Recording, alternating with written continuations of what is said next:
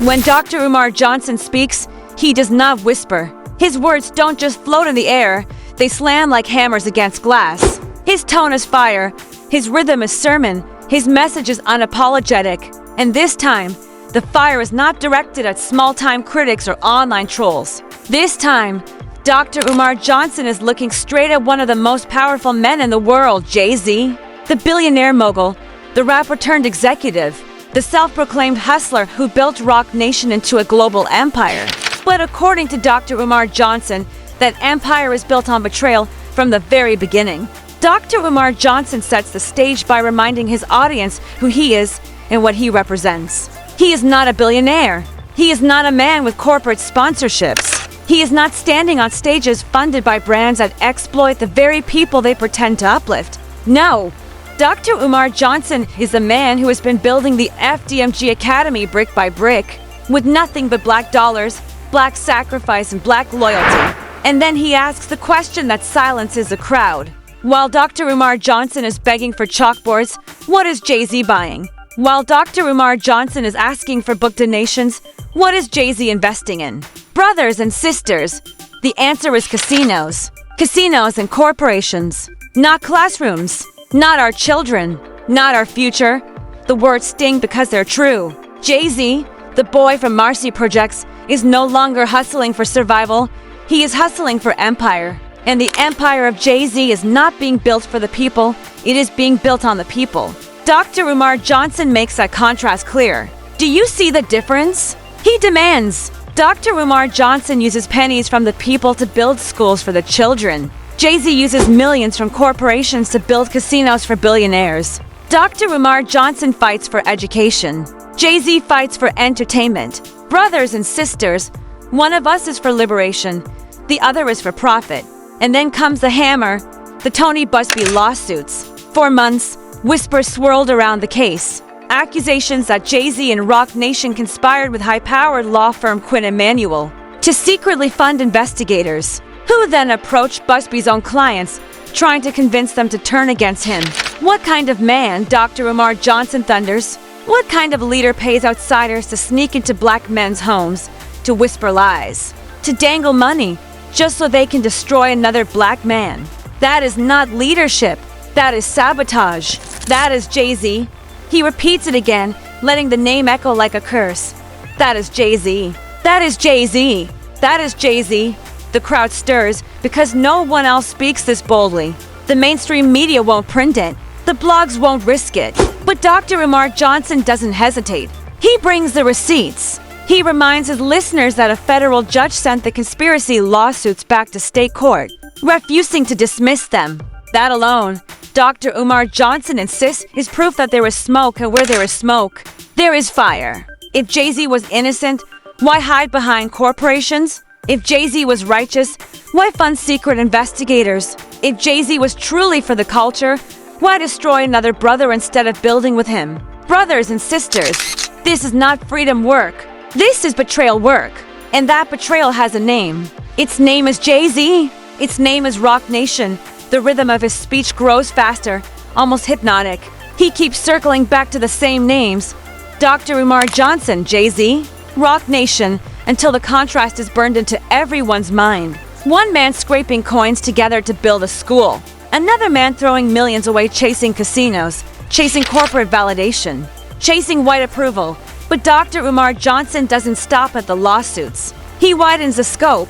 He points to the failed casino bid, the Vanity Fair article that dragged Roc Nation through the mud, the headlines that show cracks forming in the empire of Jay-Z. You see, brothers and sisters, the empire of Jay-Z looks strong on the outside, but inside, it is already collapsing. The casino deal failed. The lawsuits are piling up.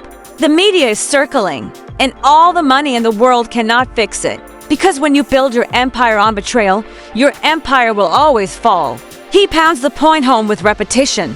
Jay-Z betrayed the people. Jay-Z betrayed the truth. Jay-Z betrayed the culture. And then he contrasts himself again. But Dr. Umar Johnson will not betray. Dr. Umar Johnson will not sell out.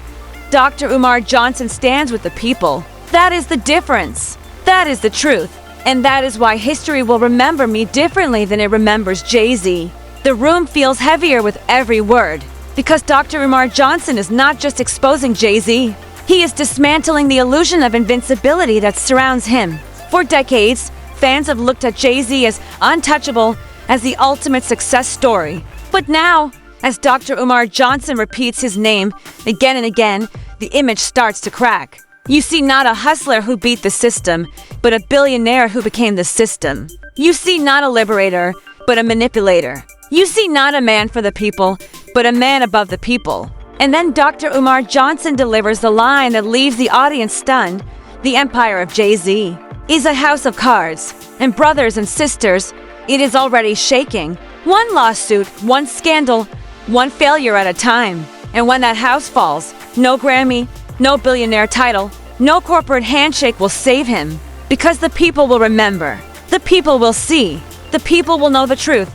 The tension rises because everyone knows what comes next. If Dr. Umar Johnson has already torn down Jay-Z, what happens when he turns his fire on Beyoncé? What happens when the so-called queen of the Carter Empire is forced to answer for her silence? The audience leans in, waiting for the next blow. And Dr. Umar Johnson leaves them with a cliffhanger.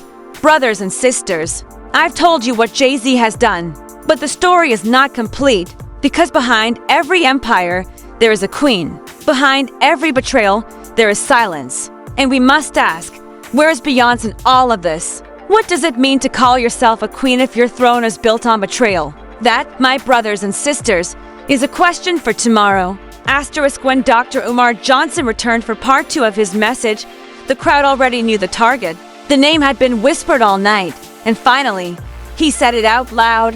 Beyoncé, brothers and sisters, Dr. Umar Johnson began. His tone even sharper than before.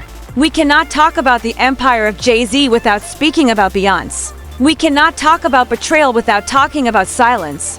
Because silence, too, is betrayal.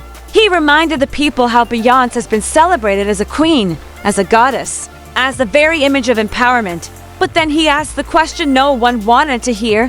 Where was Beyoncé when Jay-Z and Rock Nation were funding investigators to destroy another black man? Where was Beyoncé when Jay-Z was chasing casinos instead of classrooms? Don't tell me Beyoncé didn't know. Don't tell me Beyoncé was blind. Because when you share a $1 billion bed, you share the truth too.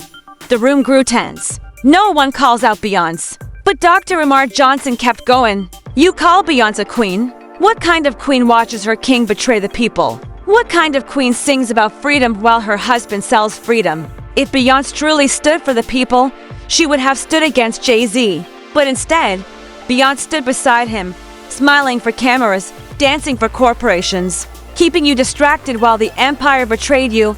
He pounded the table with each name. Jay-Z betrayed the people. Beyoncé distracted the people. But Dr. Umar Johnson defends the people. That is the difference. That is the truth. And then came the ending, sharp as a blade. The empire of Jay-Z and Beyoncé looks golden, but it is cracking. The lawsuits, the casino losses, the headlines, proof that no empire built on betrayal can last. And when it falls, brothers and sisters, remember this. Jay-Z will be remembered for casinos. Beyoncé will be remembered for silence. But Dr. Umar Johnson will be remembered for building a school. And history will decide whose legacy survives. The crowd erupted, some in shock, some in praise. And just like that, the expose was complete. Jay-Z exposed, Beyoncé exposed. And Dr. Umar Johnson standing tall as the man who dared to say what no one else would. Man who dared to say what no one else would.